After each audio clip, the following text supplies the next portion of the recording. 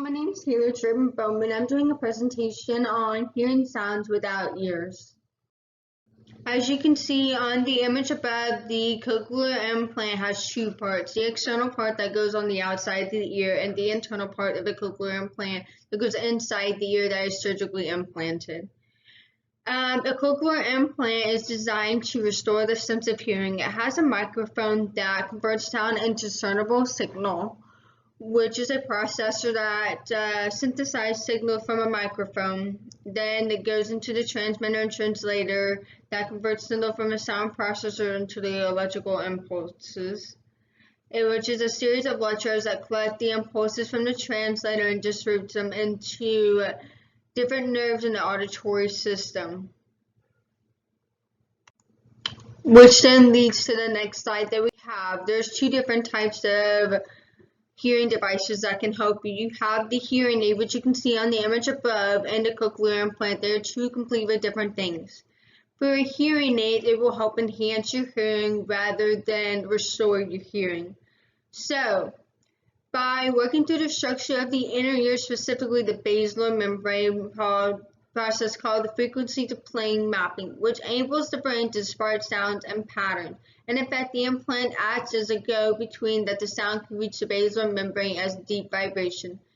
As a background information, high frequency or high pitch will only travel a short amount of distance in the membrane, but for low frequency sounds travel longer distance. The sound vibration travels in the membrane due to its movement of the hair cells located along the basilar membrane. These hair cells are once stimulated, creating disturbances electrical in nature, which picked up in other hair cells. The brain then maps where the vibrations are coming from, hence able to determine what kind of sound frequency is being able to determine. So the cochlear implant substitutes for the hair cells and directly stimulates the nerve cells and the ear through electrical impulses, allowing the brain to recognize sound frequency. So as you can see on this slide, there are three types of hearing loss. You got sensorineural hearing loss, conductive hearing loss, and mixed hearing loss. So the sensorineural hearing loss is damage in the ear.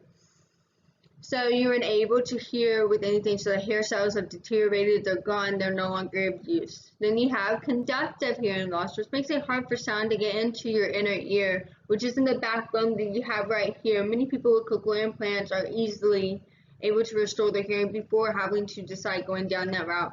As well, mixed hearing loss, problem in your outer, middle, and inner ear, which will make it harder to do surgery of any sort with that realm. So some stuff that you can have to be a candidate. You can struggle to follow a conversation without lip reading.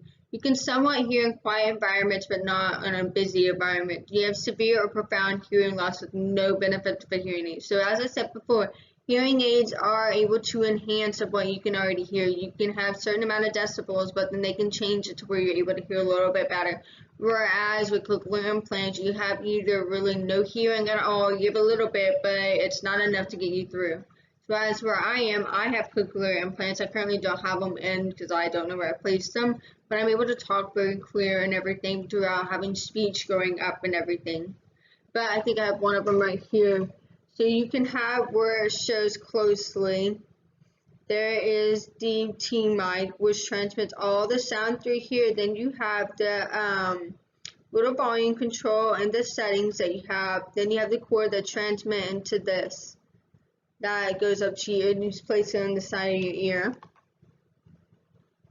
So next we have the invention timelines of cochlear implants. It all started in the 1800s when Alice Orlando Bolt first reported that electrical stimulation to the metal rod inserted into the ear canal created an auditory system. From then it sparked the interest for everybody to want to do it. So then 1957, Journal and Eries placed a wire in the auditory nerve of someone who went into surgery and they were able to hear a little bit more as they gradually went on. Then in 1961, House and Dole reported deaf adults with profound hearing loss and they went to Circle and they placed some kind of like wire implantation into their brain to help them hear. And after that outcome, they were able to hear and get their hearing back. So then in 1972, the first single-channel cochlear implant was introduced, which basically was, so right now cochlear implants nowadays have multiple channels. They have a variety of them, which is only 22 hair cells out of your ear, whereas you'll have 10,000s, a million of them in there to help you hear. So then the one channel, you can only hear one sound a specific way. Over time, in 1972, they were able to implant 1,000 people, even including 700 children, all the way through 1980. Then, in 1984, Cochlear Incorporation was introduced as the first multi-channel cochlear implant, which is the Nucleus 22, which I think is believed to be with the Cochleus brand that we have nowadays. Then on, it just kept growing to get bigger and bigger. Then you have two types of cochlear implants of failures. You have a heart failure when the device completely fails to function. And when I was younger, I was about 9 years old when this happened. I had lost one of my cochlear implants. It defected, so I had to get reimplanted, which made it where my right side's a little bit slow to hearing at it, but over time it got better. Then you have soft failure when the device fails. It's not failed the manufacturer's integrity test, but it exhibits a problem. They're able to fix some stuff they can do with it, but they may undergo surgery to refix that.